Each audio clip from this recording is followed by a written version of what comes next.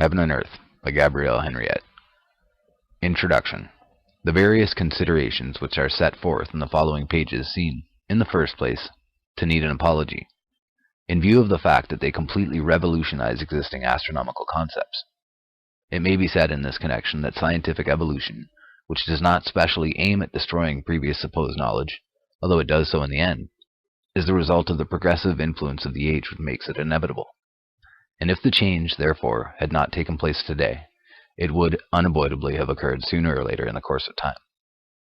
The system of gravitation, which makes the sun the moving center of the universe, the awkward principles of which are anything but certain, since they apply to invisible circumstances, so that they cannot be checked, is here replaced by the old geocentric system, universally accepted until the 17th century, in view, of course, of its undisputable obviousness, and in which the Earth, in a state of immobility and surrounded by the planets visibly moving around it, including the sun, is at the center of our universe. It has been said that there is nothing new under the sun, but it could be added, except the manner of interpreting those very facts, which, indeed, are not new. Thus, this system comprises two important features already known to the ancients, which had been inconsiderately discarded or even completely ignored, but which, by a different interpretation, put on data obtained through certain modern discoveries, have been recognized to be absolutely true in spite of their apparent improbability. These two facts, which explain almost everything, are firstly, the positive existence above the Earth of a solid dome, constituting the sky, and secondly, the non-material nature of the planets and constellations, which are not physical masses, but merely luminous manifestations without substance. These are the two circumstances which lead today to the fundamental transformation of astronomy. Further, the study of non-European cosmographies has provided a fresh outlook on the problem of the universe, and has furnished logical solutions to certain astronomical phenomena which could not be explained in the past. It is obvious that this work is incomplete, and also that it may be improved.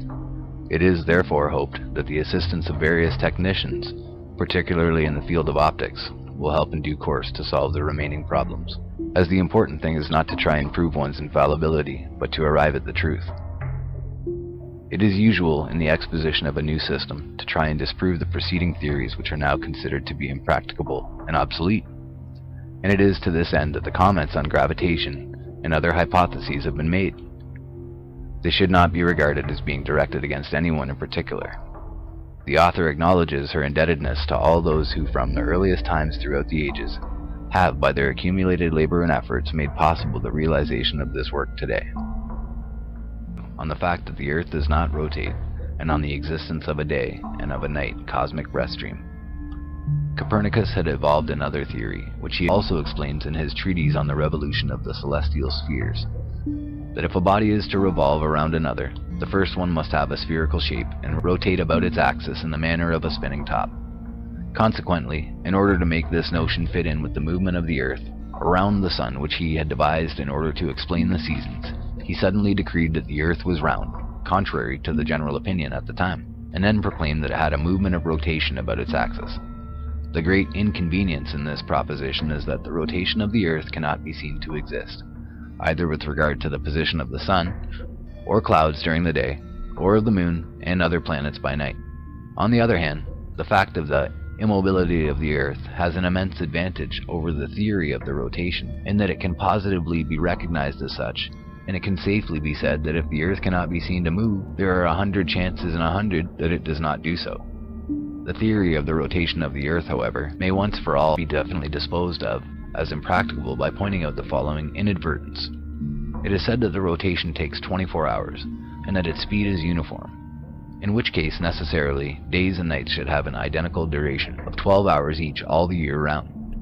The sun should invariably rise in the morning and set in the evening at the same hours, with the result that it would be the equinox every day from the 1st of January to the 31st of December. One should stop and reflect on this before saying that the Earth has a movement of rotation. How does the system of gravitation account for the seasonal variations in the lengths of days and nights, if the Earth rotates at a uniform speed in 24 hours? At all events, we have previously seen that there is no such movement, as the revolution of the Earth round the sun, and as the rotation was its sine qua non, it automatically fails at the same time. There is also reciprocal invalidity, if the rotation is manifestly impossible as demonstrated above. The translation which was uniquely derived from this movement becomes void. Further, if flying had been invented at the time of Copernicus, there is no doubt that he would have soon realized that his contention regarding the rotation of the Earth was wrong, on account of the relation existing between the speed of an aircraft and that of the Earth's rotation. The distance covered by an aircraft would be reduced or increased by the speed of the rotation according to whether such aircraft traveled in the same direction or against it. Thus, if the Earth rotates as it is said at 1,000 kilometers an hour, and a plane flies in the same direction at only 500 kilometers, it is obvious that its place of destination will be farther removed every minute. And on the other hand, if flying took place in the direction opposite to that of the rotation, a distance of 1,500 kilometers would be covered in 1 hour, instead of 500, since the speed of the rotation is to be added to that of the plane. It could also be pointed out that such a flying speed of 1,000 kilometers an hour, which is supposed to be that of the Earth's rotation, has recently been achieved, so that an aircraft flying at this rate in the same direction as that of the rotation could not cover any ground at all. It would remain suspended in mid-air over the spot from which it took off, since both speeds are equal. There would, in addition, be no need to fly from one place to another, situated on the same latitude. The aircraft could just rise and wait for the desired country to arrive in the ordinary course of the rotation, and then land, although it is difficult to see how any plane can manage to touch ground at all on an airfield which is slipping away at the rate of 1,000 kilometers an hour. It might certainly be useful to know what people who fly think of the rotation of the Earth. It could also be said that if the Earth did not rotate, such motion, as in the case of its assumed revolution round the Sun, would create in all directions apparent, fast, and erratic movements of the planets and constellations, whereas, in fact, the movements ruling in the heavens are extremely slow and perfectly orderly, and notwithstanding the artless explanation that has been offered, that everything goes so fast that nothing can be seen to move at all. It has also been endeavored to explain day and night, probably by way of giving an opportune and additional utility to the rotation, apart from its indispensable role in the assumed revolution round the Sun, by the fact that the two halves of the Earth are alternately exposed to the rays of the Sun in 24 hours, but day and night do not result from a play of light and shade caused by a turn of the Earth. As it can be realized by anyone, daylight is produced by the arrival and passage of the Sun, and night by the disappearance of it. It is daylight when the Sun rises, and night when it sets. There is no need at all for the Earth to revolve in order to create these facts of nature, the cause of which is evident and sufficient unto itself. A factor, however, other than the presence and absence of the Sun, might be taken into account in the alternation of day and night. It is known that the ancients insisted on the fact that day was caused by a luminous vapor, and night by an opaque sort of fog. But this explanation is not satisfactory as far as night is concerned, and the stars would not be visible, or at least they would be obscured. What may be assumed in reality is the presence of a warm cosmic breath during the day, and of a cold one during the night, to correspond respectively to the warm breath of the summer and the cold breath of the winter, as no doubt day and night are on a small scale what the two main divisions of the year are on a large one. There is, moreover, a noticeable increase of temperature after midday, which points to the existence of a breath in its phase of expiration. The passage of this breath of day would begin in the early morning and dawn, and the usual pause between inspiration and expiration taking place about midday. And we have in this connection the infallible test of the behavior of man, who by reflex action stops work at this moment for a time. The passage of the warm day breath would, then, end at dusk upon the arrival of the cold night breath stream. It might be considered that the breath of day has a certain luminosity in view of the fact that it is daylight long before sunrise, and also that the light persists after sunset, as well as during total eclipses of the sun. It can be seen from photographs taken during such eclipses that the details of the landscape, buildings, and objects remain visible, so that the presence of a luminous factor not dependent on the sun, but provided by the breath of a day, can be assumed. The cold breath of night would inversely flow from nightfall to dawn, with the usual intervals some time after midnight. There is a sharp drop of temperature about this hour, which corresponds to the increased intensity of the cold night breath in its breathing out phase. There is an opposition in the circulation of the day and night breaths round the world, so that when one is north of the equator, the other is south of the equator, and vice versa. The day and night breaths are certainly connected with, and influenced by the greater breaths of summer and winter, and it is therefore then combined actions which regulate the height of the sun and the hours of its rising and setting, but not directly, as said before, but through intermediate circumstances which are explained later on. As to the origin of these breath streams, it may only be surmised that they emanate from living cosmic centers possessing the organic function of respiration, and that they are situated in some distant regions outside our immediate universe. It is also possible that there may be a connection between the winds and these cosmic breaths. There are winds which prevail regularly during certain seasons of the year and which, under the circumstances, might correspond to the semi-yearly breaths of summer and winter. Further, high-flying American airmen have reported the existence of a vast, high-altitude current of air, 6 miles deep and 300 miles wide, circling at a fantastic speed round the northern hemisphere. And from Australia, similar reports indicate the presence of a corresponding high-velocity airstream south of the equator. There might be an analogy between these recently discovered air currents and the semi-annual cosmic breath streams. As to the breath of day, it might have a connection with the lesser winds which rise in the morning and drop in the evening. It would also appear that the breath streams are accompanied by vibrations or cosmic pulsations.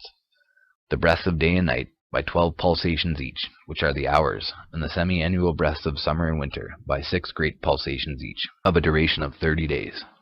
These are the months. It could be added that it is probably the regular and consistent flow of these cosmic breaths which constitutes the passage of time.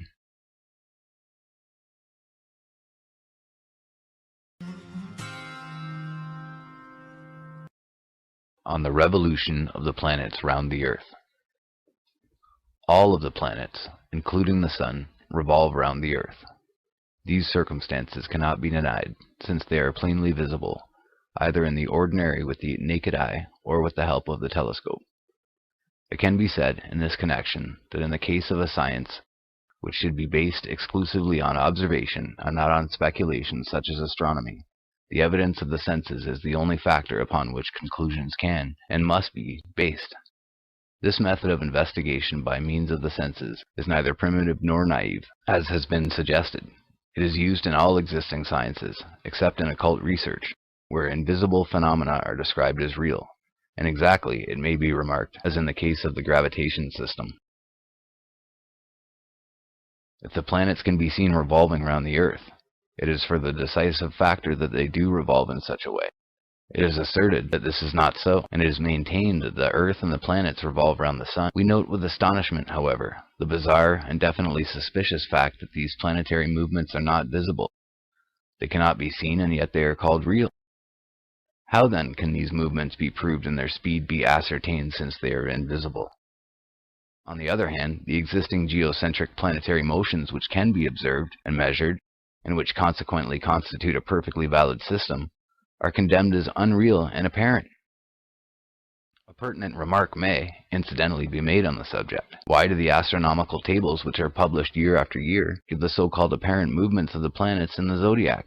Why take the trouble of calculating and putting them on record at all if they are not real? Why is it also that no mention is made of the so-called real movements of the planets? To make sense, it would seem that it is just these and not the former which ought to be shown in official astronomical publications. A single example would be sufficient to prove that the laws of gravitation are not in conformity with existing circumstances. It is known that Mercury and Venus transit the face of the Sun on several occasions during the course of a century. These phenomena last several hours, and they are even observed with great interest by astronomers the world over, but without any special reaction, it seems, as to their material possibility.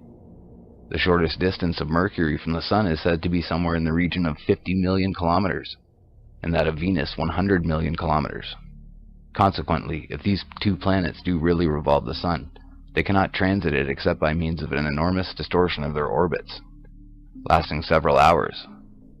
This constitutes, therefore, a serious deviation from the laws of gravitation. Their impracticability is exposed. The transit of the Sun by Mercury and Venus is only possible through a general motion of revolution of these planets round a central point, which, in the circumstances, is the Earth.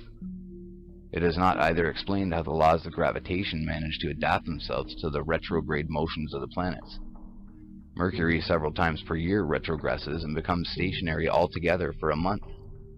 This also occurs less frequently, but at regular intervals, in the case of Venus and Mars, and for the heavier planets during much longer periods. These numerous and prolonged retrogradations, interruptions in the movements of the planet, ought therefore to dislocate the orbits and the speeds, since the movements around the Sun are supposed to be elliptical and uniform. But no mention is ever made of these difficulties. Another inconsistency can be pointed out. The fact that the planets move round the Earth is rejected on the strength that these revolutions are only apparent, but, on the other hand, the motion of the Moon round the Earth is accepted as real. There is, however, no difference whatsoever between the course of the Moon and that of the other planets. They can be seen all together and at the same time moving round the Earth. Why should it be decreed against all evidence that the Moon alone does so? And what is the motive which underlies these illogical exceptions? Is it also possible to unravel in some way the tangle of the movements of the Sun? Although it can be seen moving from east to west, official statements from old encyclopedias have stated the Sun has retrogradations in the opposite direction at a speed of 1 degree per day, which signifies that it stays practically for 24 hours, 1 12-hour day and 1 12-hour night per year, in the same part of the heavens. It is further retrograding also with the constellations by 50 seconds of a degree per year, at the present moment in the sign of Pisces, which thus becomes its domicile for a period of 2,160 years, which means that it will stay 72 years at each of the 30 degrees of this sign. It has an apparent motion from east to west of 1 degree and 4 minutes. It rotates on its axis in 24 days in the region of its equator, but in 25 days at the poles. It proceeds at a prodigious pace, in this its principal motion, in the direction of a particular spot of the sidereal expanse which has been identified as being the constellation of Hercules in the sign of Scorpio, which it will reach in X million years, while we learn from the astronomical ephemeris that it moves through this sign in its entirety every year from October 24th to November 23rd. End text. Back to the author. How can it be said that the Sun, unless it is endowed with the faculty of ubiquity, is simultaneously invisibly present in different parts of the universe, moving forward and backward all at once, when it can be seen every day moving across the heavens above the Earth? One is now able to understand the reasons why no reference at all is made to the movements of the Sun in certain modern encyclopedias. Of all these multiple solar movements, nothing at all can be seen. The only thing that one does see, in fact, is that the Sun rises in the east in the morning and sets in the west in the evening, having slowly moved across the dome of the sky during the day at the real speed, since it is observed and measured, of 1 degree per day. The Sun has absolutely no other movement. To any well-balanced mind, the conclusion is that the system of gravitation, in view of all its contradictions and inconsistencies, is imaginary and not acceptable. Galileo's reaction in this connection may be recalled, when in a letter of the 4th of August, 1597 to Kepler, who was pressing him to support the new dogmas, he replied that he would not hesitate to do so if he were not afraid of being lauded with ridicule. It should also be remembered that the principles of gravitation, such as they were definitely formulated by Newton in 1686, were not accepted into scientific circles, particularly in France, without resistance. The theory made its way only with the greatest difficulty, continuous objections being for a considerable time raised from all sides. The policy of laissez-faire gave it a clear scope in the end. It would, nevertheless, be most instructive and interesting to read the contemporary comments on this question. The objection could be raised that masterminds, scientists, and academicians the world over have for nearly 300 years accepted these theories without hesitation, and that it is inconceivable that they could have been mistaken, or that they should have been deceived, without meaning to cast any reflection on the intellectual faculties or on the judgment of these leading figures in the world of science. It can be said, either, that they were not competent in astronomical matters, a fact which does not constitute mental inferiority, or they lacked the moral courage to admit what they thought in their conscience of these incomprehensible abstractions, Galileo as well as the others. Without doubt, he was convinced of the immobility of the earth, but he had to submit to the diktat of error in order to escape from the difficulties which would have assailed him till the end of his days, as he implied in one of his letters, if he had not given in. We repeat that all the planets, including the Sun, whether their composition be material or not, revolve round the earth, which, as stated by traditional immemorial, the word of Scripture, and the authority of the Church, is in a complete state of immobility at the center of our universe. The revolution of the planets takes place in a direction which we describe as from east to west, but it should be noted that in the paintings which cover the walls of very ancient Egyptian tombs, the Sun is seen to rise in the west and set in the east. It is probably from this fact that Plato evolved his theory that during certain periods of time the revolution of the planets takes place in the opposite direction, But the rational explanation which can be attached to this supposed reversal of the planet's motion, assumed by Plato, is simply that the Greek geographers reproduced the maps of the world, as it was known in those days, the wrong way up, so that the poles and the 4 points of the compass were reversed, and this error would not be surprising considering the lack of accurate topographical information in those times. Thus, if a mistake has been made in the orientation of the Earth by the Greeks, the result would be that the southern hemisphere and its constellations is really the northern hemisphere, and vice versa. It should be noted that there are several maps, dating from the Middle Ages, where the Earth is shown in the manner of the ancient Egyptians, the opposite way up for us. Consequently, France appears reversed, at the north of England and Scotland, also reversed, in what would be the austral hemisphere. The satellites of the Earth are also free from any movement of rotation. We can take, for instance, the case of the planet Jupiter, which is said to accomplish one complete rotation in 10 hours, so that its day and night have an equal duration of 5 hours. It can be observed, however, without a telescope, that there is no change whatsoever in the luminosity of this satellite all through the night, so that it does have a movement of rotation. Neither have the other satellites to which the same theory applies. It may also be remarked that the reverse side of the satellites cannot be seen, and this fact cannot be very well reconciled with the idea of a possible rotation. The stupendous invisible speeds which have been attributed to the satellites of the Earth are also fictitious. These latter move at the slow speeds, which can be observed and measured, and which, consequently, are real speeds.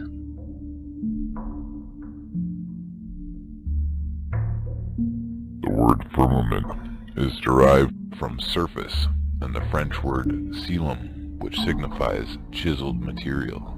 Chapter 4. On the solid dome of the sky. From the earliest times it has been believed and said that the heavens were not an empty space, but a solid surface. The Chaldeans and Egyptians regarded the sky as the massive cover of the world, and in India and Persia it was thought to be a metallic lid, flat or convex or even pyramidal. Up to the 17th century, the Earth was always regarded as the center of an empty sphere with solid walls, and on this account it was always represented with a cover.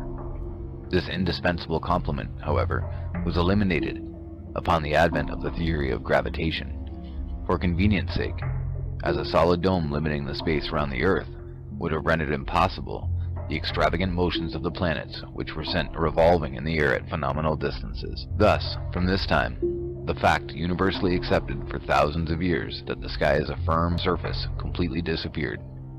Nevertheless, the possible existence, it should be noted, however, that the notion of the massive nature of the sky still subsists in the language.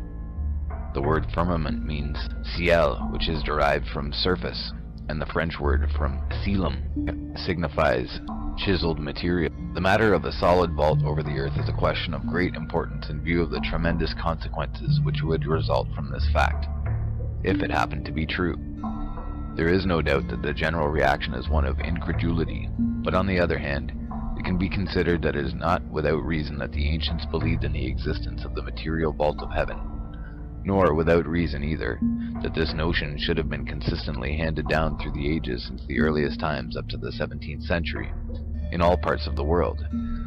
The only alternative would be to be able to prove the fact, but it would certainly appear at the present time that there is no means of doing so. It may be discovered, however, that a solid dome effectively exists above our heads, in an indirect and quite unexpected manner, which the erroneous interpretation put on the composition of the planets had not so far permitted to do. It can be stated at this juncture, by anticipating on the next chapter which deals with this particular subject, that the planets are not solid, opaque masses of matter as is believed. They are simply immaterial, luminous, and transparent disks, and in view of these circumstances it is plain that the craters, asperities, and valleys which were thought to exist on the surface of these imaginary masses are in fact the topographic features of the solid vault of the sky, which are illuminated and thrown into relief by the luminous and transparent disks which we call planets. It is also to be realized that the lens of the telescope creates an appearance of convexity which, standing out in relief, conveys the impression of a spherical mass.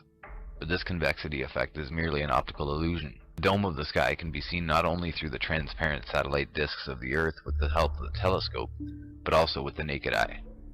In rare circumstances, it is true, when it is lighted by flashes of lightning during night thunderstorms. By a remarkable chance and in similar conditions, the author has seen the vault of heaven entirely illuminated, and has even been able to observe it steadily for several minutes, due to a rapid succession of sheet lightning discharges, providing a perfect and continuous visibility. A remark may now be made that if the ancients maintained that the sky was a solid mass, it was for the reason that they had ascertained the fact in the same circumstances, as many observers will now be able to do in the future. The possibility, therefore, taking photographs by night of large areas of the vault of heaven can now be foreseen, particularly in those parts of the world where, owing to the frequency of thunderstorms, there are numerous opportunities of doing so. The aspect of the vault was that of a rather steep, slightly sloping dome of pyramidal shape, and it appeared to be composed of a bright metallic dark gray matter, uniformly showing small regular inequalities, like lead which has been beaten or chiseled. The larger details, particularly the craters, were clearly visible against the background, but the most impressive circumstance yet was the incredible nearness of the vault, the highest point of which did not appear to be at most any more than 60 kilometers from the earth. It may be recalled in this connection that in one of the texts of Homer it is stated that the height of the bell-shaped vault which surrounds the earth is only twice that of Mount Olympus. It results, therefore, from the foregoing explanations that the existence of a dome of matter encircling the earth cannot be denied. This fact completely revolutionizes the present-day concepts on the outer world. The earth is not freely suspended in space, but it is resting on the floor of a cavity whose walls surround it on all sides. The sidereal expanse does no longer extend over unlimited and undetermined distances. The dimensions of our universe are now known to be restricted, and they are confined by the circular wall which encircles the earth. We may also recall, in this aspect, the theory of Heaviside leading to the existence of an upper, wave-resisting atmospheric layer, which is no other than the solid vault of the sky. There is absolutely no solid body between the earth and the dome of heaven. The constellations, like the planets, are nothing but luminous phenomena.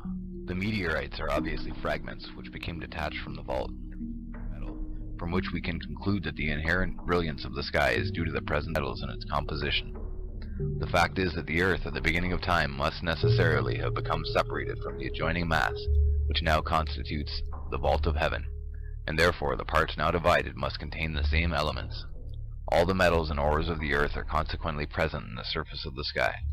An association is actually made between metals and the sky, since the latter is instinctively compared to lead and copper in very hot countries where broiling temperatures intensify its metallic action and render it more perceptible.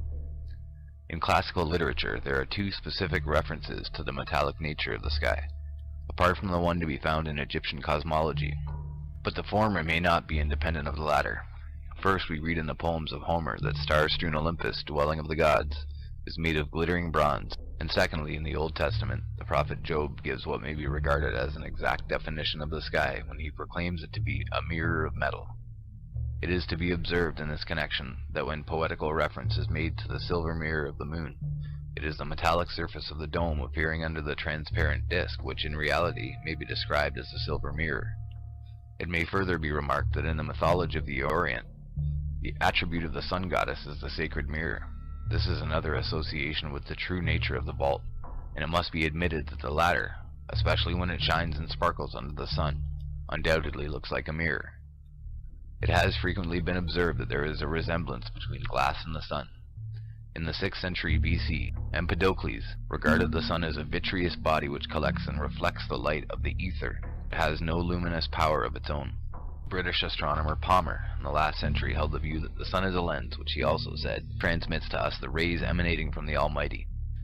It is further known that Ptolemy, in his system of the constitution of the universe, speaks of the existence of a crystalline sky, i.e. a sky in the nature of a transparent mineral substance.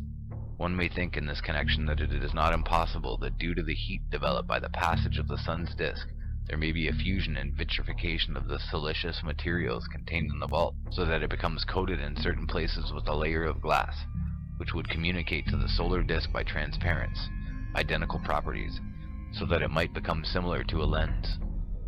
The presence of dross or slag similar to that formed on fused metal has also been observed on the surface of the sun, which is really, owing to its transparence, the foundation of the sky, and this seems to confirm the possibility of thermal and chemical reactions taking place among the elements which compose the vault. It can now be understood that the light and the heat which appear to be produced by the sun do not proceed from this source, but are due to a burning glass effect, which is generated by the brilliant metallic surface of the vault under the luminous disk. Under these conditions, all the vivifying and beneficial properties which are attributed to the sun must be transferred to the solid dome of the sky, as well as the rays. These are not the sun's rays, but they are the rays of the metallic surface of the vault. It is also obvious that the electrical discharges which produce lightning take place between the mass of the earth and that of the dome of the sky. It can further be surmised that parts of the dome expand and split or explode under the stress of the passage of the intense electrical currents and of their discharge, hence the short detonations called thunderclaps, which are later amplified into loud rumblings and reverberated in the interior of the vast cavern which contains the earth. It can further be remarked that crashes of thunder are always immediately followed by a metallic resonance similar to that of bronze or brass, and it can be said that this particular resounding, which is clearly perceptible, is certainly produced by the metallic walls of the vault, which are made to shake and vibrate under the stress of the detonations. The ancients have said that rain is part of the waters, which exist on the other side of the vault, which pass onto this side through cracks. It may be remarked in this connection that rain is always discharged at the end of a thunderstorm, that is, after the sound of the splitting of the dome. Otherwise, the thunder has been heard, and this fact would seem to substantiate the theory of the ancients concerning rain. Lightning is a phenomenon which results from the electrification of the vault, but it must be explained that the luminous branches and ramifications which are observed in what is called forked lightning are not lightning at all. Strictly speaking, neither do they traverse the atmosphere as it is believed. They correspond to luminous electrical currents which travel in the vault of the sky itself, where they follow irregular tracks, probably metallic veins, and it can also be seen that they adopt the convex shape of the vault. These currents contribute eventually to the accumulation at a certain spot of the quantity of electricity which is required to cause a discharge towards the earth, then occurs in a direct line. The comets, meteors, and shooting stars are phenomena which also have their origin, like the so-called forked lightning, in the mass of the vault. The author definitely knows this to be the case. Comets are spontaneous luminous manifestations, which are created by electrical reactions occurring in the vault of the sky, and this explains their unexpected and sudden appearances, as well as their rapid and erratic movements, indifferently direct or retrograde. The passage of a comet is not accompanied by sound. That is to say that there is no electrical discharge like in the case of lightning, which causes the vault to split and detonate. It can be surmised that lightning takes place in the thickness of the vault, whereas a comet is a surface phenomenon. The orbit of comets, which may be seen to sweep across the vast expanse of the sky, is described as parabolic. This means, in fact, since the passage takes place on the surface of the dome, that the orbit follows exactly the curvature of same and acquires, therefore, a seemingly parabolic shape. The formation of comets seems to be due to the influence of the satellite disks of the Earth as they pass at certain points of the vault of the sky. Otherwise, when they occupy certain degrees of the zodiac, particularly the 29th degree of Sagittarius. In the case of Encke's comet of December 21st, 1795, the Sun was at the 29th degree of Sagittarius. In that of Rook's comet of November 11, 1911, Mercury was passing at the same degree. And again for Donati's comet, October 2nd, 1858, it was Mars which was affecting its passage at this very spot. The same remark applies, moreover, to the 3rd degree of various signs, particularly Gemini. In the last case mentioned, that of Donati's comet, Uranus was at the 3rd degree of Gemini. For Halley's comet, which returned on March 4th, 1910, Mercury was at the same degree, Venus at the 2nd degree of Libra, Mars at the 2nd degree of Cancer, while simultaneously Saturn passed at the 29th degree of Aries, etc. All these circumstances, which cannot be coincidences, point evidently to the existence of a mathematical law governing the formation of comets, through the combined agencies of the satellites when they pass simultaneously at various degrees of the zodiac, and since the satellites have a regular motion, it follows that the periodicity of comets, if it does exist, may be due to this fact. Shooting stars are not to be confused with the stars in the ordinary sense, which form the constellations and move at a very slow pace.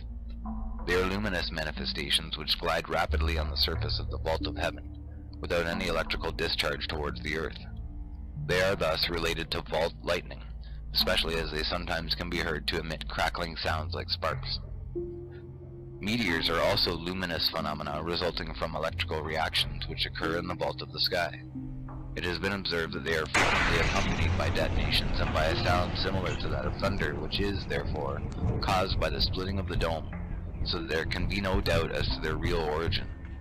It has been calculated that the height of meteors never exceeds 90 kilometers, and this figure confirms the estimate which is given further on of the probable distance of the vault of the sky from the surface of the earth. From the ancients, we know that the heavens at the beginning of time were adjacent to the earth, which is consistent with the primeval dislocation from the surrounding mass, and that they were progressively lifted in the course of ages. This rising of the vault could not have been very great. The mere fact that the latter can be seen through a telescope under the satellite disks of the earth, as well as with the unaided eye, as stated previously, indicates that it cannot be very far away. It is not true either that man's eyesight can cover an infinite distance, even with the help of the most powerful instruments, keeping in mind at the same time a possible magnifying effect due to the different densities of the various atmospheric layers, so that it must be accepted that the dome of the sky is incredibly low. If it were at an enormous distance, meteorites would disintegrate and become pulverized, and rain be volatilized before reaching the earth. There is not, and never will be, an absolutely reliable method whereby the exact distance separating the surface of the earth from the sky may be ascertained. It is very doubtful, as a matter of fact, whether the laws of physics which apply to terrestrial conditions would still be valid in the case of the upper atmosphere and of the spaces adjacent to the top of the dome, but certain data can be taken into account. The height of the heaviside layer, which is the dome of the sky, has been measured by the time taken by radar waves to return to Earth. This distance has been given as being from 40 to 50 kilometers in the daytime and 90 kilometers during nighttime, but the figure obtained for the day may be considered unreliable, since it may well be believed that an acceleration takes place in the propagation of the waves due to the heat of the sun. It is known, on the other hand, that the thickness of the atmosphere has also been measured, but the atmosphere is invisible, and since the dome is the only surface on which the eye can rest, it is clear that the thickness of the atmosphere means the height of the dome. In the 11th century, the Arabs, by measuring the duration of twilight, assuming their method is acceptable, established that this thickness is 92 kilometers, and nowadays, by the same method, a figure of 64 kilometers has been obtained. A similar indication comes from Ceylon, where the inhabitants claim that the dome is there particularly low, being only 40 miles high, i.e. 60 kilometers from the earth, and it does not necessarily follow whether this statement is based on conviction only or not, that it is untrue.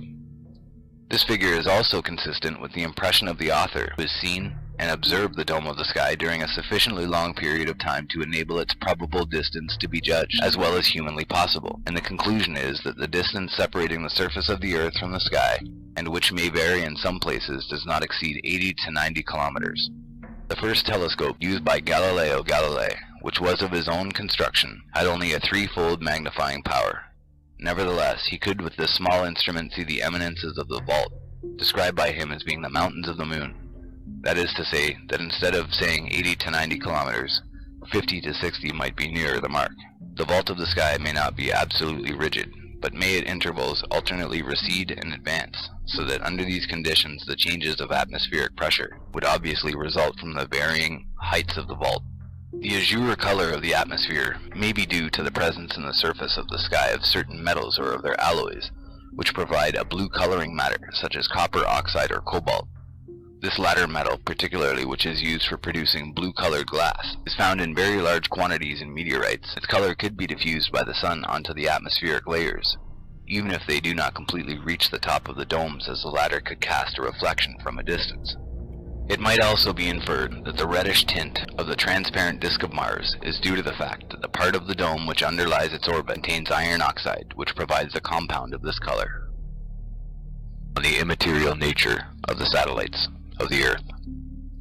The satellites of the Earth are not masses of matter. They are luminous and transparent disks without substance. The moon, in particular, conveys the impression of being an ethereal manifestation, and the uncertain and elusive character which is usually associated with this satellite results precisely from its immaterial nature. As already stated, The surface irregularities which were thought to exist on the imaginary masses, called planets, are those of the dome of the sky, such as they are seen through the transparent disks. The so-called mountains, craters, and depressions of the moon are details of the structure of the dome. It may be remarked in this connection that the astronomers at the Mount Palomar Observatory in America have recently reported that striking alterations have taken place on the surface of the moon. Gigantic craters and fissures of more than 500 kilometers are said to have appeared, and ranges of mountains as important as the Alps have disappeared without leaving a trace. But all those supposed alterations correspond clearly to the successive structural features of the dome, which are progressively revealed by the luminous and transparent disk of the moon as it moves on. This explanation applies also in the case of Mars. The canals are most likely cracks, or maybe dark veins existing in the surface of the vault, which are seen through the disk. It has been observed that from time to time the canals multiply and change their form and their width, and that the dark regions called cases, which are also to be seen, expand or shrink. But, as already said above, these changes relate in fact to the gradual exposure of the vault structure under the advancing disk. Same remarks also apply to Jupiter, which is said to have undergone similar transformations. The notion that the satellites of the Earth are masses of matter, which originated with Aristotle in the 3rd century BC, has to be abandoned. There are no solid bodies traveling in space, and the use in the vocabulary of the word planet, which has this erroneous meaning, is no longer justified. It could further be said concerning the true composition of the satellites of the Earth that it might have been discovered before today that the latter are not masses of matter, in view of the fact that they are able to remain at a standstill for several days during the pause which follows their retrogradation, irrespective of whether they are held to revolve around the Earth or the Sun. It is obvious that during this time, the supposed compensating forces which are said to result from the movements of the planets, and thereby hold them in space, would cease to operate due to the absence of motion. The only physical law to which the planets would then be subjected would be that of gravity, and, under the circumstances, they would normally be precipitated on Earth, or on the Sun as the case may be. The fact that the satellites are able to remain suspended in space for days during the stationary period which follows retrogradation indicates that they are not masses of matter, and that they can only be luminous manifestations, which fact is compatible with the impressive silence ruling in the heavens. It was recognized from the earliest times that the satellites of the Earth, particularly the Sun and the Moon, were not solid opaque bodies. They were first, until Aristotle, considered to be souls or spirits, which does not imply a physical nature. To the ancients, they were simply lights, and they gave the Sun and the Moon a very apt name. They called them luminaries. Xenophanes, in the 6th century BC, thought that the Sun was an accumulation of sparks resulting from the influence of the Earth. Several other physicists believed that it was a vitreous body, or a lens, reflecting the light of the ether. And this theory, which is based on observation, is logical, considering that the metallic nature of the surface of the dome of the sky was probably unknown at that time. As for the Moon, it is said that ages ago, long before the beginning of the Christian era, the Babylonian astronomer priests were teaching in their temples that it was a reflection of the Earth. This supposition of reflection is exact, but that of the origin of the reflection is not, for the lunar disk, which is as perfectly circular as possible. It cannot be a reflection of the Earth, since the Earth is not round. Copernicus was the first to assign this shape to the Earth in order to support the rotation. It should, moreover, be borne in mind that the circular shape which the Earth appears to affect is merely due to the convexity of the dome of the sky, which bounds the horizon. The ancients have always said that the Earth is flat, and this is confirmed by the photographic records of a large number of airmen, and also by the declaration of Professor Picard when he ascended into the stratosphere. It is further difficult to believe, as it has been explained, that the inhabitants of the antipodes are able to stand and walk, feet on earth and head down in the manner of insects crawling on a ceiling. We may reasonably think that the inhabitants of the whole world walk in the same manner as we do, and on the same plane, which is the horizontal surface of the Earth, and it is undoubtedly that which would be seen if Australia could be reached by television. Since concrete notions have now been obtained concerning the existence of a circular vault around the Earth, it logically follows that the latter is a plane surface, apart, of course, from the irregularities of the mountains, which fills with the oceans the lower part of the cavity in which it is situated. The polar regions would, therefore, lie flat and extend to the base of some of the circular walls surrounding the Earth. It would thus appear that the satellite disks are not reflections of the Earth like the Babylonians believed in the case of the Moon, since the Earth is not round. They are either direct projections emanating from luminous centers, or reflections of primary luminous projections. It has been, in fact, said by the ancients, speaking of the sun, that it is only a reflection of a much greater and more powerful sun existing in an exterior universe. If either of these two alternatives is correct, the great difficulty, however, which still remains to be solved in a satisfactory manner, is the motion itself of the satellites. Now, in the course of research on light, the author has come across certain experiments carried out in the last century by French physicist Lulu, whereby a spot of light reflected on a screen is made to move, simply by imparting a vibration to the surface from which this spot of light is reflected, and the experiments in question seem to supply the mechanism of the motion, including even retrogradation of reflected luminous projections on the vault of heaven corresponding to the disks. In these demonstrations, rays of light are allowed to fall on a mirror fixed to one branch of a tuning fork. The spot of light thus obtained is reflected from the mirror onto a second one similarly attached to another tuning fork, and from there again reflected on a screen. The screen in this comparison corresponds to the vault of the sky, and the spot of light to the various satellite disks of the Earth. By letting either fork vibrate alone, the motion of its attached mirror will cause the spot to travel to and fro in a straight line on the screen. But on account of the persistence of vision, we see then an unbroken line of light. We now come to the important part of the demonstration. If the two forks with mirrors attached vibrate together, the spot of light then describes a curve, the form of which varies according to the rate of vibration. The continuous luminous curve is also created by a fast to and fro motion of the spot of light, like the straight line obtained previously by the vibration of one of the reflecting mirrors only. Under these conditions, the satellite disks of the Earth may result from similar circumstances, i.e. two successive reflections, the last one onto the vault of the sky, of a primary luminous projection, the motion being automatically created, as well as the curved line of the orbit, by the vibratory modes of the surfaces from which they are reflected, as per the demonstration. If we suppose the existence of slow vibrations, the retrogradation which corresponds to the to and fro motion of the spot of light, as reflected on the screen, would be obtained. But in the case of the sun and the moon, which do not retrograde, the vibrations of the reflecting surfaces would be fast in order to conform to that part of the experiment, where due to the persistence of vision created by the rapidity of the vibrations, a continuous curve is produced. It would thus appear that since the results obtained by Lulu reproduce the characteristics displayed by the satellite disks of the Earth, as regards their origin and their motion, this explanation could be accepted. If experiments were carried out thereby ascertaining the suitable vibratory motions to be applied to the reflecting surface, it's probable that a complete reconstitution of the cosmic device could be effected.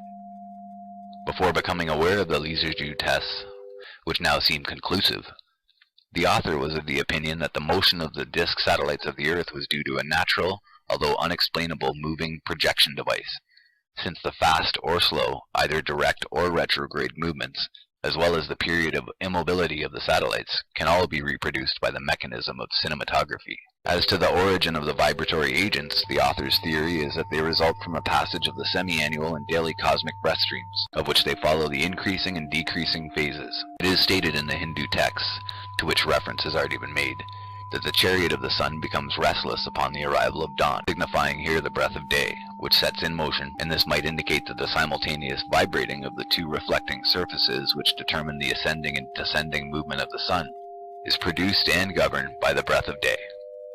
In that case, there would be a new sun every morning, and this could perhaps explain the reason of its obvious weakness upon rising and setting. In the latter circumstance, the usual flickering which precedes the extinction of a light can readily be observed. The passage of the semi-annual increasing and decreasing summer and winter breath streams would also create in the reflecting surfaces correspondingly increasing and decreasing vibrations, affecting thus the yearly height of the sun. These hypotheses may only constitute an imperfect solution of the problem, but they may lead in the future, by means of suitable research and experiments, to a more concrete explanation. The origin and situation of the luminous projector centers would still have to be elucidated. Their size may be very small, but the projections would be greatly enlarged by the successive reflections, particularly the last one on the vault of the sky.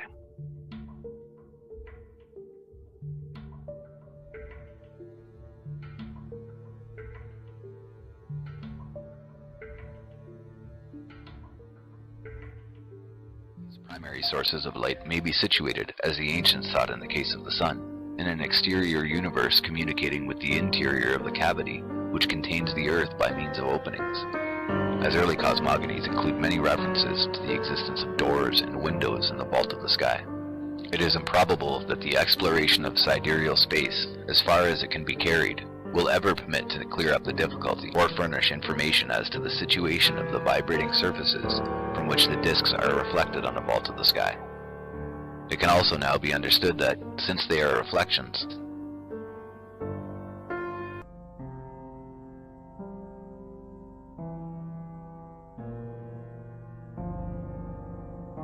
primary projector center, or on the reflecting surfaces, or perhaps on the vault of the sky, and that these modifications are reproduced eventually in the interior of the disks. Circular currents moving at unequal speeds at various latitudes have been observed in the sun, and as these appear to represent a rotary motion, it has been assumed that the latter rotates on its axis at a speed of 24 days in the region of its equator, and of 25 days in the case of its other latitudes. It can be understood that these currents, or vortices, exist either in the primary projector center or in the reflecting surfaces, and that they are represented in the interior of the solar disk. Although these manifestations might also be due to the disk's motion on the reflecting convex walls of the sky, some secondary satellites or moons are also said to have been discovered round the satellite disks of the Earth, but they can be assumed to be optical illusions, and that if they are not caused by a distortion of vision in the objective, they may result from a multiple refraction of the primary disk on the adjacent walls of the dome. It is necessary to recall what has previously been said concerning the short distance of the vault. Consequently, the luminous disks, called planets, which move on the latter, are also less than 100 kilometers from the Earth. Chapter 6. On the action of the vault of heaven and on cosmic rays.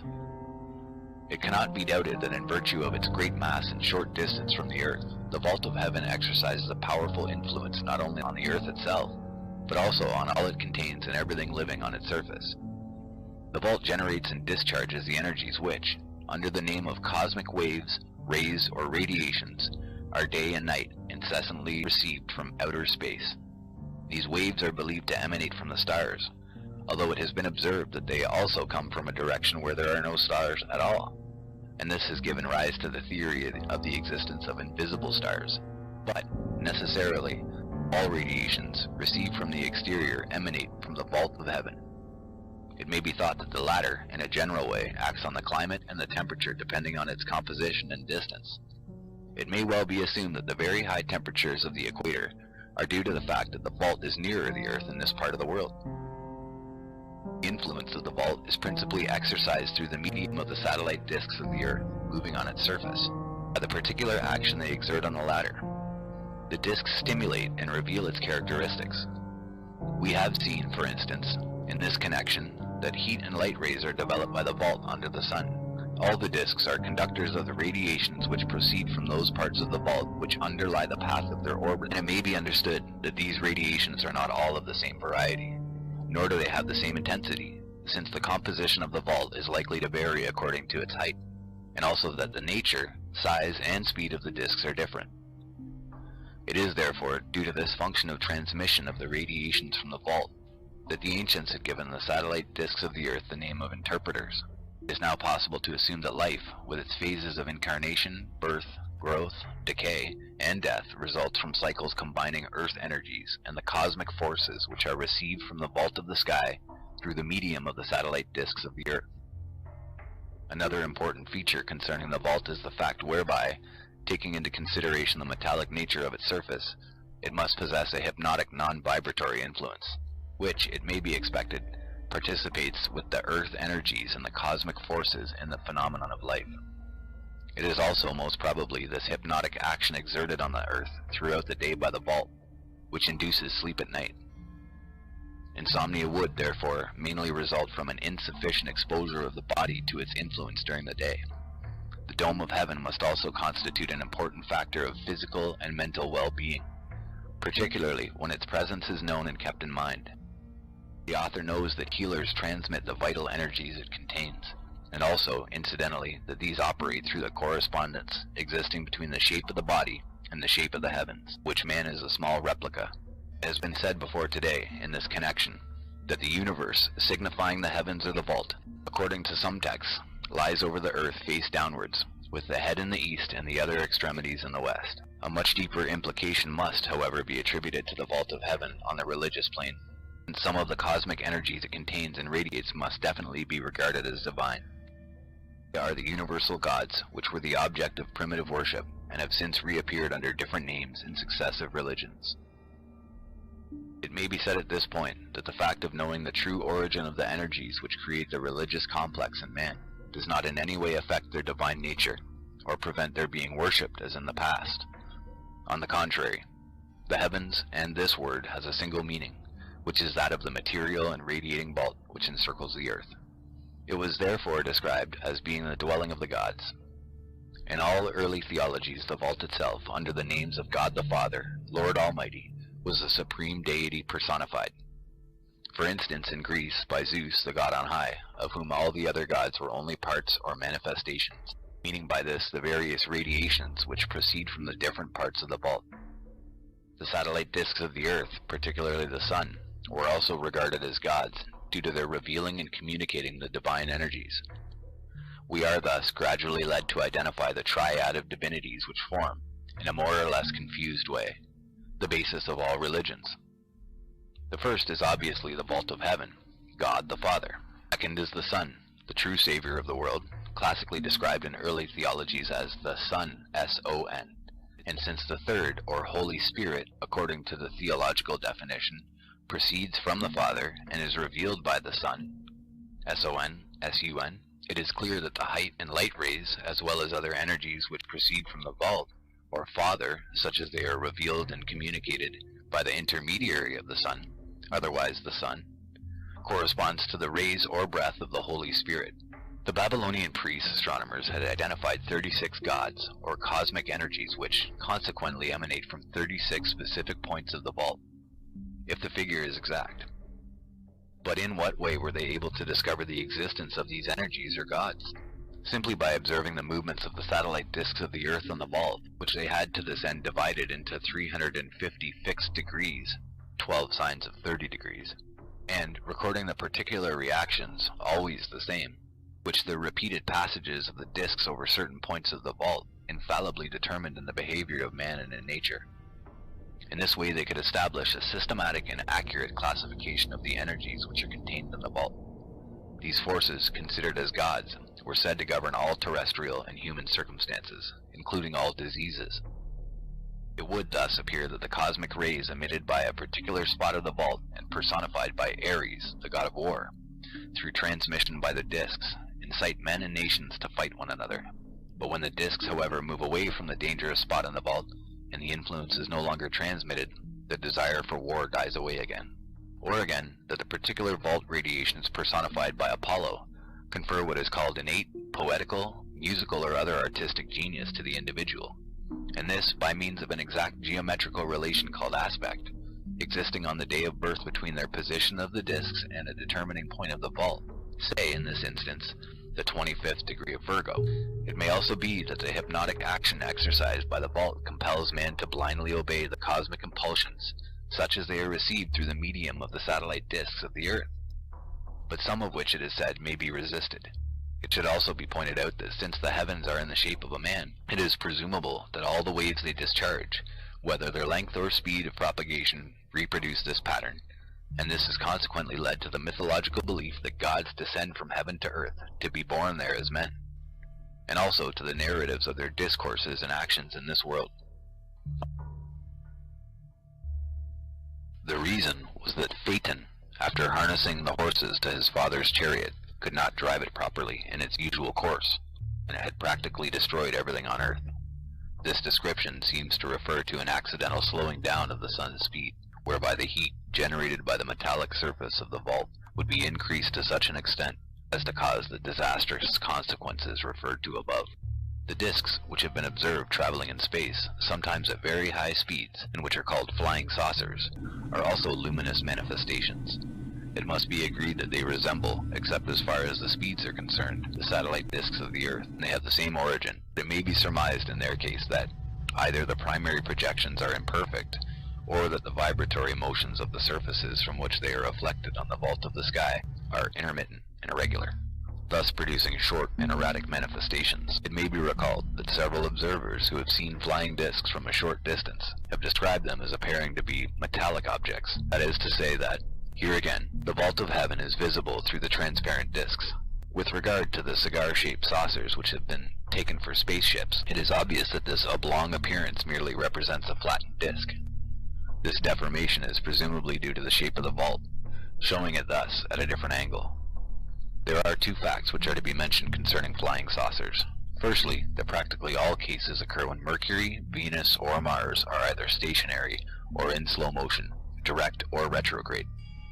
Secondly, that in all cases invariably the satellite disks affect a passage either at the 8th, 9th, 10th, 14th, or 20 and 21st degrees of any of the 12 signs of the zodiac, so that it is possible to forecast the approximate date of the appearance of a saucer by the perusal of astronomical tables. The rainbow is a greatly enlarged reprojection of the disk of the sun.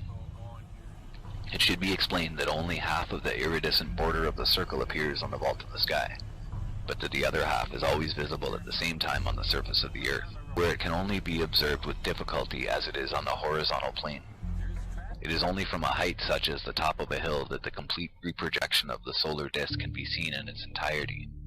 The decomposition of the light is, therefore, affected by the vitreous or metallic surface of the dome of the sky, acting in the circumstance as a prism. Chapter 8. On the phases of the moon and eclipses. The phases of the moon correspond to a 28-day eclipse, which starts after the full moon, and becomes total for a few days after the phase which is called the last quarter.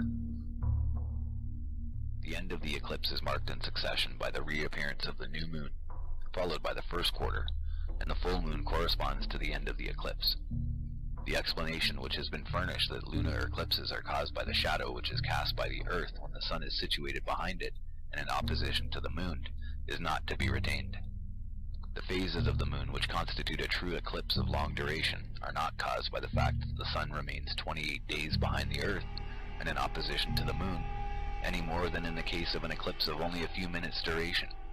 And even then, are we warned, in order that such an eclipse can be explained, it is necessary to assume that the earth has no atmosphere, which, considering existing circumstances, is not a very realistic proposition. It is also to be pointed out that the partisans of the system of gravitation show no scruples at all in having recourse to the geocentric system. Although condemned by them as unacceptable, in order to explain and calculate eclipses, as yet it would be useful to know whether the motion of a solar eclipse is at all real, since the motion of the sun in which the latter takes place is described as being only apparent. It is said that eclipses of the sun occur when the latter and the moon, which are considered as solid, opaque bodies, are in conjunction, thus producing an obscuration, and that in lunar eclipses the luminaries are in opposition to each other. But it must be remembered that the position of the sun, as based on an inexistent advance of 1 degree per day, has no connection whatever with true circumstances, and therefore the conclusions which have been drawn from this are false from the very beginning, in both cases of solar and lunar eclipses. We are also told in this respect that the black disk of the moon advances on the sun, and then recedes. But the moon is never retrograde. Why should it become so now and again for a few minutes just for the purpose of an eclipse of the sun? Further, the moon is not an opaque body, and moreover, as it moves on the vault of heaven, on the same surface as the sun, it cannot possibly pass between the latter and the earth. Eclipses are not caused either, as it might be inferred at first, by a partial or total temporary extinction of the projector center, thus provoking an interruption of luminosity on the corresponding surface of the projected disk, since the latter is extant behind the shadow, its circumference remaining visible throughout the whole duration of the obscuration. For the author, eclipses are due to an optical effect obtained by a modification in the slant of the vault of the sky, thus determining an inclination of the disk. It can be readily understood that the convexity of the vault confers an apparent volume to the transparent disk, thus giving it an optical thickness, and it is just the reason why the sun has been compared to a lens. Therefore, following an inclination of the vault by the disk, a shadow could be cast in the latter by its own edge, as there is no doubt that eclipses are self-induced, i.e. that the sun and the moon cause their own eclipses. seeing that the obscuration occurs strictly within the limits of their circumference. As the luminous disk moves on, the optical circumstances being restored, the shadow is gradually eliminated. It is possible to effect an exact reconstitution of an eclipse by means of an ordinary magnifying glass representing the disk. It can be seen by holding this magnifying glass vertically and moving it slowly forward in the manner of the movement of the satellites that, by giving it a slight inclination, a shadow similar to that of an eclipse is cast in the interior of the magnifying glass by its edge, and without the interposition of any opaque obstacle. There exists further an evident and important feature which has been overlooked so far concerning the position of the other satellites of the Earth during eclipses. It can be readily observed that during these manifestations, certain zones of the vault are simultaneously aspected by the other satellites.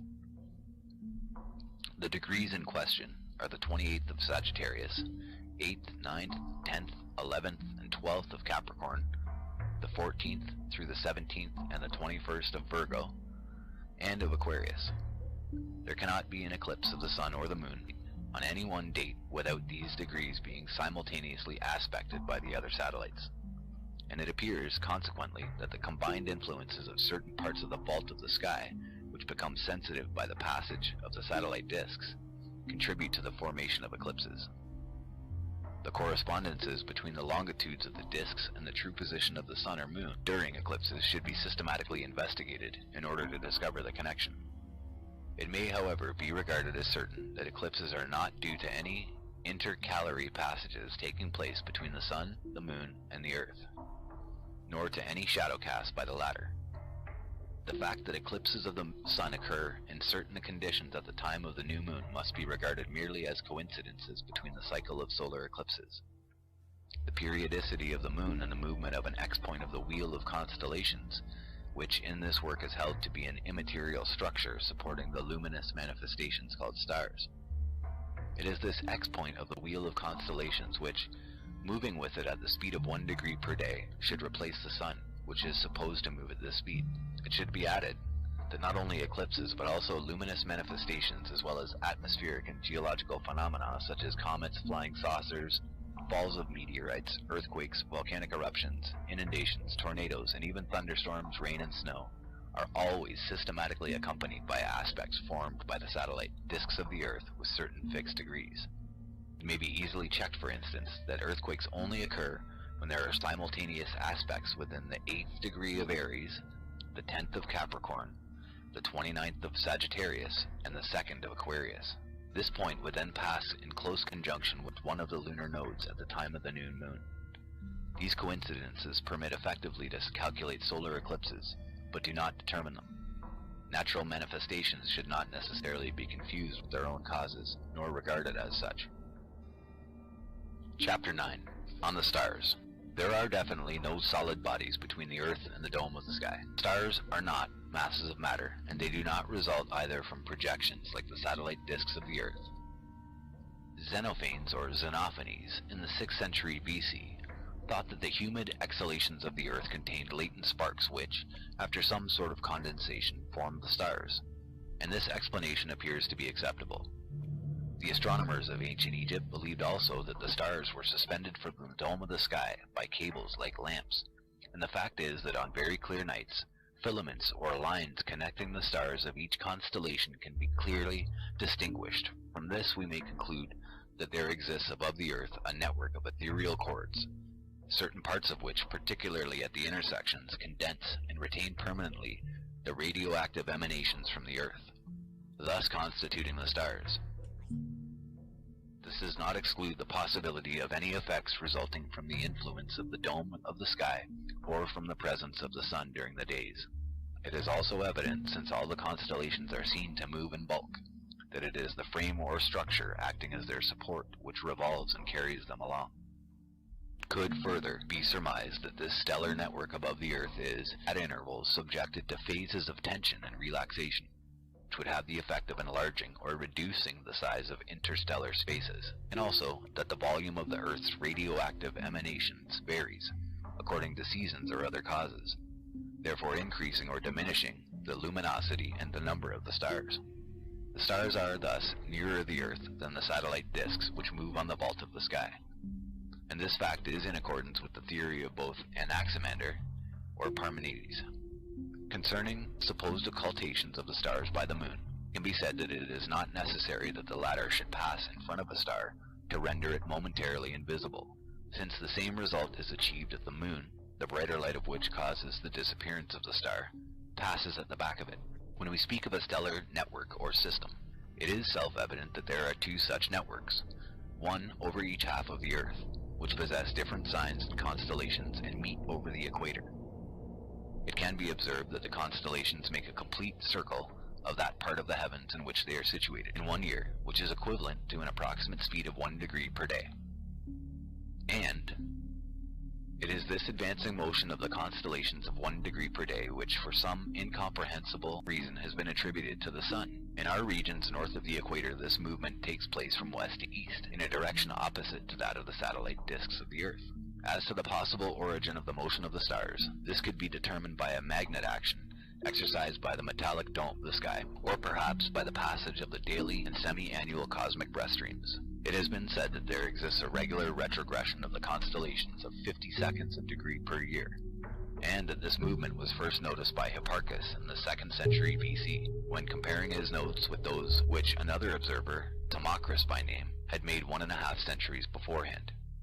It would be necessary in the first place to know whether the calculations these two investigators made at an interval of 150 years are correct, and whether they must be accepted, which is by no means certain. But why, anyhow, has this retrogradation, which was visible and measurable in the time of Hipparchus, been mysteriously transformed through the ages into an invisible retrogradation?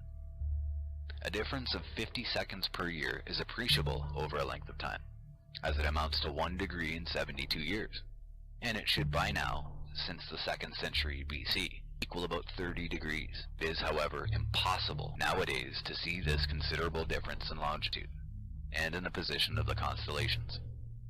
These always return to the exact spot they occupied in the heavens in the preceding years at a given instant. That is to say that this retrogradation which Hipparchus thought he had discovered does not exist.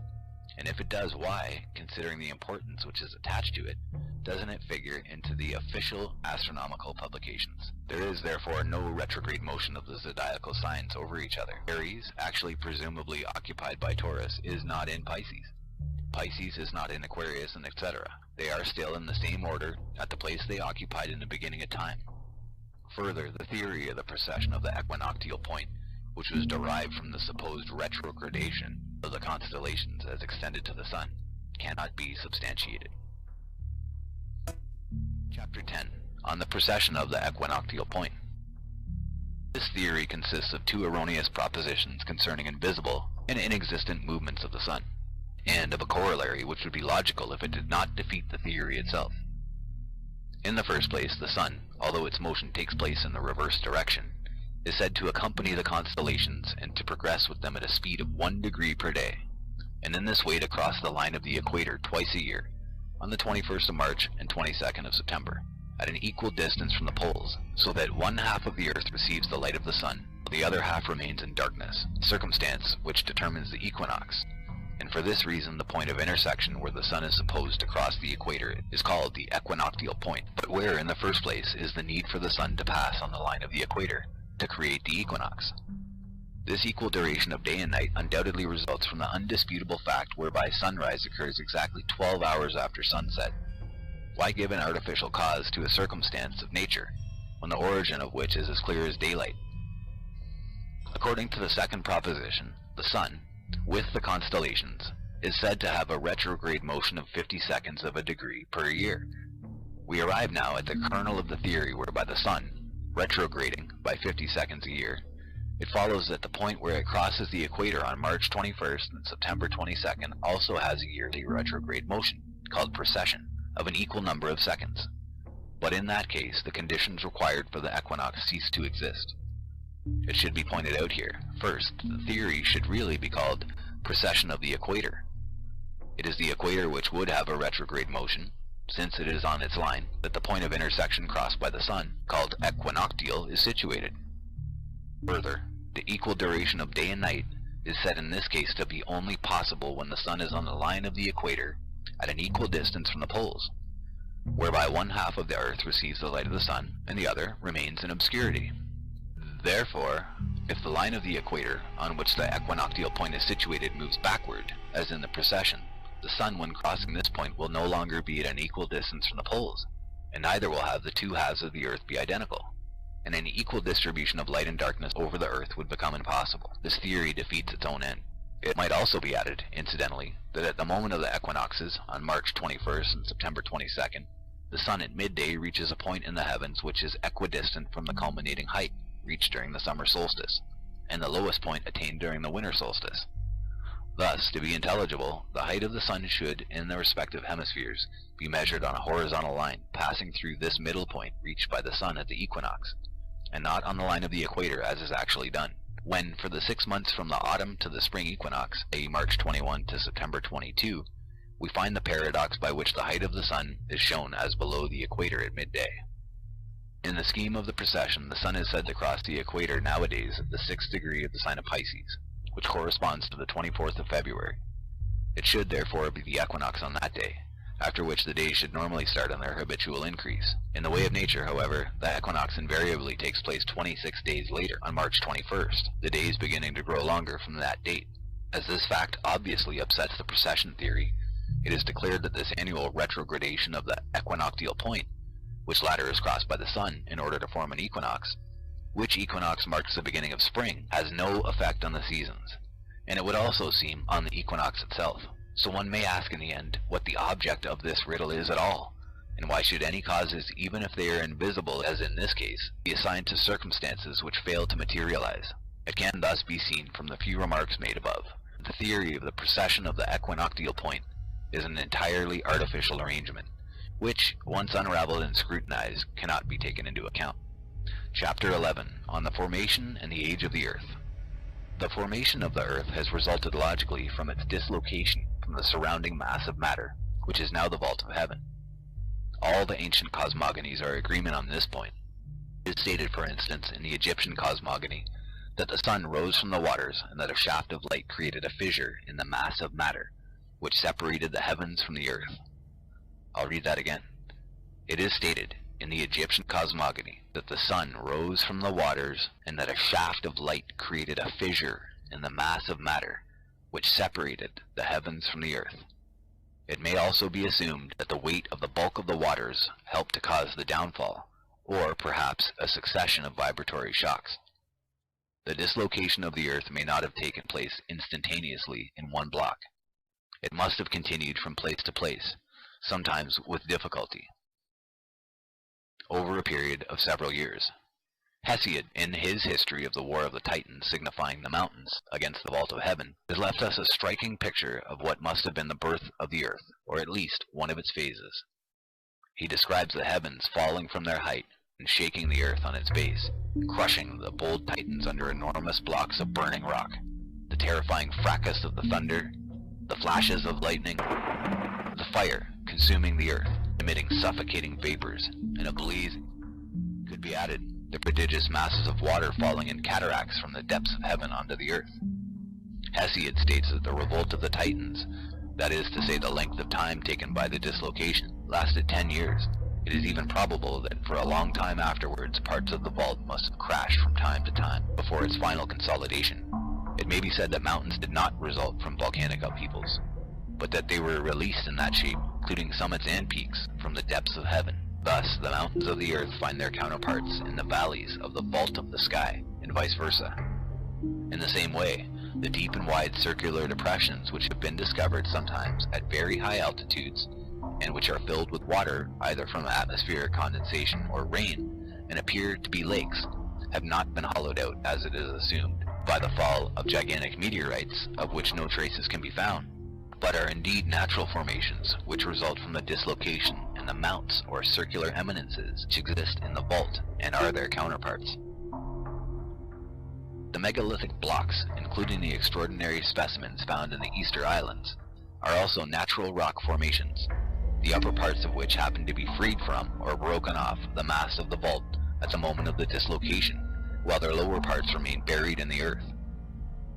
The flat horizontal stones called dolmens, which are laid on vertical stone supports, thus forming tables, have also been released in these particular arrangements from the vault of the sky. The megalithic blocks were never erected by man, nor were they either transported from one place to another. They were, however, fashioned, shaped, and even cemented in situ by the hand of man to serve for religious and burial purposes. Their geometrical and symmetrical disposition is just a fact of nature. The pyramid must have originally been a single block of rock released in that shape from the vault of the sky, since it can be observed that quite a number of mountain summits affect this same shape, and it may have been imitated by the Egyptians in view of its unusual appearance. There's been no addition whatsoever to the layers which constitute the Earth's crust since the beginning. They all date naturally from the dislocation, although volcanic eruptions, earthquakes, and inundations may have caused some upheavals and shifting of the original layers. A transformation of the primary constituent resulting from the action of the vault may have also occurred through the ages, particularly in the case of coal, petrol, ores, and precious stones. The evolution of the Earth was accomplished in several periods of time of undetermined duration, which correspond to the days of Genesis. But this evolution has always resulted from the influences of the cosmic radiation, such as they are transmitted by the satellite disks of the Earth.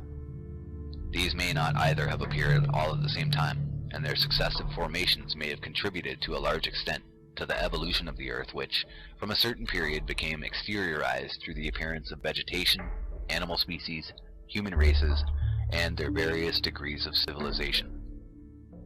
It is impossible to speak with certainty of the different ages which have followed the dislocation of the Earth. Neither is it possible to estimate correctly their duration, but certain divisions may be established. In the first place, it may be remarked that the age of the Earth does not run into millions of years. We may in fact consider that once the initial vital impulse was imparted, the Earth's evolution was accomplished in a comparatively short span of time, but that it is rather the separation of our universe from the amorphous chaos, its slow preparation and organization, and also the descent of the cosmic scheme into matter, which must have previously required an infinite length of time.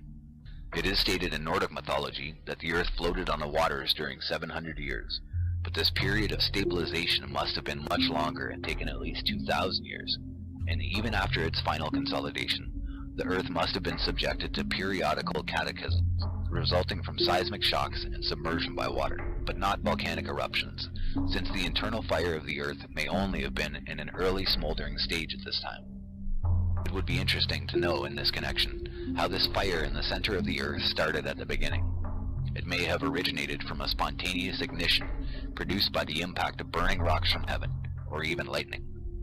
But the fact of its existing in the interior of the Earth may point to a natural slow combustion of matter, in which, however, vegetation could not have played a part. This period of consolidation was followed by a transitional era. It is stated in very early texts that there was no retrogradation at the beginning of time, which means that the satellite disks of the Earth which are subject to this motion had not yet made their appearance in the heavens, and that only the Sun and the Moon existed, since their motion is always direct. The other disks, up to and including Saturn, which all retrograde, may have started to appear successively a few hundred years after the dislocation of the Earth. It is also said that the inclination of the Earth did not exist, and that there were no eclipses. This early transitional period must have lasted a considerable time, and its duration be estimated at about 10,000 years. The next great event in the evolution of the Earth was its inclination. It is said in some Oriental cosmogonies that one of the pillars supporting the Earth collapsed and made it lean in a southwesterly direction, while the heavens were then said to incline towards the northeast. We may consider that such an upheaval did really occur, as several Greek authors have recorded a tradition existing among very ancient people that a tremendous commotion shook the foundations of the Earth at a very remote time. Anaxagoras, who lived in the 5th century BC, was of opinion that the inclination of the Earth was of a fairly recent date, but it must have occurred much earlier than he thought, and could be situated at 7,000 years BC. Taking into consideration the 2,000 years which have elapsed since the Christian era, the actual age of the Earth since the dislocation would be 21,000 years, which means that since the beginning the Sun has risen over 7.5 million times over the Earth, a staggering figure. The age of the substance of the Earth itself, considered as part of the original mass of matter, is evidently impossible to estimate. Anaxagoras also stated that vegetation, animal species, and the human races had already appeared on the Earth before its inclination. Nothing can be presumed, as well may be realized on this question. The creation may have necessitated lengthy periods of time. On the other hand, it is possible that all could have appeared in the space of a few months, depending on the intensity of the creative forces, the effects of the disks, the suitable climatic conditions, and the time of the year. But there must certainly have been numerous cases of spontaneous generation. It may be estimated that the human and animal skeletons called prehistoric, and also the mural art of the cave age men, are not more than 4,000 to 5,000 years old, if they are that. After its inclination, the Earth must have passed through several stages, the exact nature of which is impossible to ascertain, but which are made evident by their repercussion on the progress of civilization in all of its forms, particularly in the religious plane. The beginning of the Christian era, nearly 2,000 years ago, certainly corresponds to a physical evolution of the Earth, and there are actually, however, precursory signs of the advent of a new age, that of atomic energy, which should also be interpreted as another step in the evolution of the Earth itself, and which, like the preceding eras, will bring in its train new reactions in the fields of religion, ideology, culture, science, and human society, the effects of which seem already to be perceptible. The flying saucers, which seem to have recently become habitual features of the heavens, may well relate to the formation at an early stage of new satellite disks of the Earth. As to the end of the world, one of the perils to be faced would be the failure of the disks, particularly the Sun. The strength and solidity of the vault may be held to be absolutely secure. Its downfall upon the Earth should not be anticipated as our forebears used to fear, although the inertia of its surface or the disappearance of its reflecting power would prove calamitous. But barring celestial or geological disasters of any sort, we must realize that all life on the Earth might, and perhaps much sooner than could be expected, be completely wiped out by accident, by the dangerous and powerful energies which are now being released in different parts of the world, especially taking into consideration the relatively small space in which the Earth is confined. Question arises, in the case of total destruction of life, would there be a revival on Earth after a certain interval of time? We might think so, and in the same pattern, since the great creative forces of the vault of heaven are said to be unchangeable, constantly active, and also immortal. If we try to discover the function of the Earth and the universe, the first thing to be noticed is this manifestation of life. The Earth is not a cold mass without any reflexes. There is, firstly, the all-important factor of its internal fire, the incessant activity of which is made evident by volcanic eruptions. There are also other symptoms of animation, such as earthquakes, tides, and winds. It should also be borne in mind that if life in all its forms is extant on the Earth, it is only because it is part and parcel of the living body of the Earth itself. It follows that the only interpretation that could possibly be assigned to the Earth in view of the evidence of life is an organic one, a parallel of which could be found in the human body. If the different parts of the human body and their functions are examined, the most consistent relationship which is immediately apparent is that which exists between the heart and the Earth. In the first place, there are the volcanoes, which represent the apertures through which the blood is assumed to leave the heart and pass into the blood vessels. Furthermore, we have the volcanic eruptions, which correspond to the expulsion of the blood. Another important point of resemblance is the inclination of the Earth towards the left, which reproduces the slant of the heart in this direction. Under the circumstances, the volcanic eruptions and the earthquakes would appear to represent cardiac phenomena and to have a connection with movements of expansion and contraction. The volcanic eruptions, resulting in the expulsion of a certain quantity of fiery matter from the center of the Earth, would correspond to the expansion, and the earthquakes, causing cracks and disturbances on the crust of the Earth, would represent the contraction. It is also almost certain that the loud subterranean rumblings which accompany volcanic eruptions and earthquakes correspond to the sounds which are peculiar to the heart. An objection which could be raised at this point against the analogy which has been established between the heart and the Earth, and has so far been consistent, is in connection with the presence of the circulating element, which is the blood, and is supposed to circulate and pass through the heart. This fact would imply parallel conditions in the case of the Earth, and these conditions do not exist.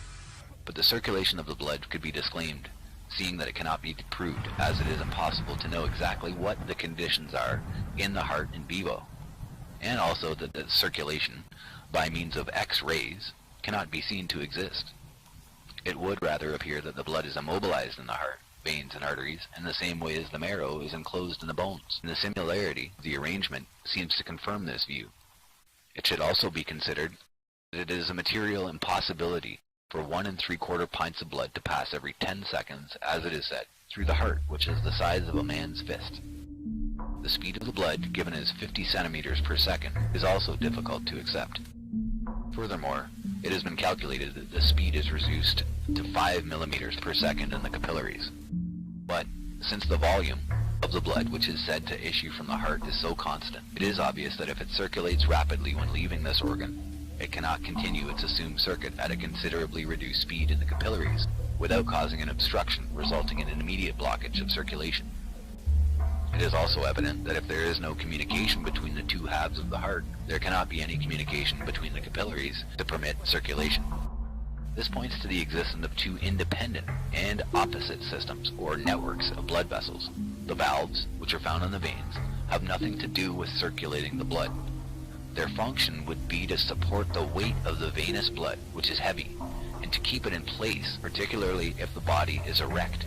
The ancient Greek physicians thought that a kind of subtle air, or spirit, was transported by the blood in the arteries and veins, and it could be added that this subtle air may correspond to the cosmic breath streams mentioned previously, the breath of day in the arteries and the night breath in the veins. Consequently, once the obstacle of the supposed circulation of the blood is removed, the analogy between the heart and the earth appears to be complete.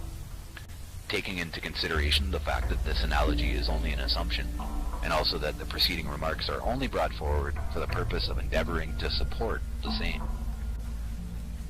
Chapter 13. Is the Earth the heart of a gigantic man world? It has been said that the universe is an organic body, exactly like the human body, and that the interior, that is the hollow part of the body of man, is and should be interpreted as the space between the stars and the Earth. We have also previously seen in this connection that there appears to be an analogy between the earth and the heart. Not only do they form and are formulated by the same letters in a different order, we may further consider the text of the first chapter of Genesis, according to which Jehovah took one of Adam's ribs and made it into a woman. This does not mean that the female human body was evolved from a supplementary bone of the males, but refers to the creation of the earth, the name of which is Eve, such as it became detached from the principal mass of matter, Adam, which means man, in the neighborhood of the thorax, which is formed by the ribs. Eve handing an apple to a man and inviting him to eat it is merely the symbol of the earth feeding humanity. Serpent is the representation of a hunger which tempts man to take food, and is further a representation of the spinal column and of man's chakra points. Thus, the earth may well be the heart of a gigantic man world, possessing the characteristics of the human body, which is the universal prototype, and which would be composed of the same elements as the earth itself, i.e. the substance of the earth proper, as well as minerals, metal, stones, and rocks, and would also contain water, as reference is often made in ancient cosmogonies to the superior waters which exist on the other side of the vault of heaven. On the other hand, air and fire might be particular to the earth. It is possible to calculate the height of the man world, which would shelter the earth, since the circumference of the latter, which is to be taken now as a flat expanse, is said to be 39,840 kilometers, and that the dimension of the heart is approximately 1/13 of that of the body, and this would give us the figure of 517,920 kilometers, which, after all, does not seem so absolutely inconceivable compared to the immensities to which we have recently been accustomed. Finally, one must confess that the intelligence of man will forever be defeated by the problems of the reason of the existence of the cosmos, of its shape and the method of organization, its probable magnitude, antiquity, and duration, and particularly its mode of support. Logic and imagination remain powerless in defiance of these unfathomable mysteries. 1938 to 1956. Heaven and Earth by Gabrielle Henriette.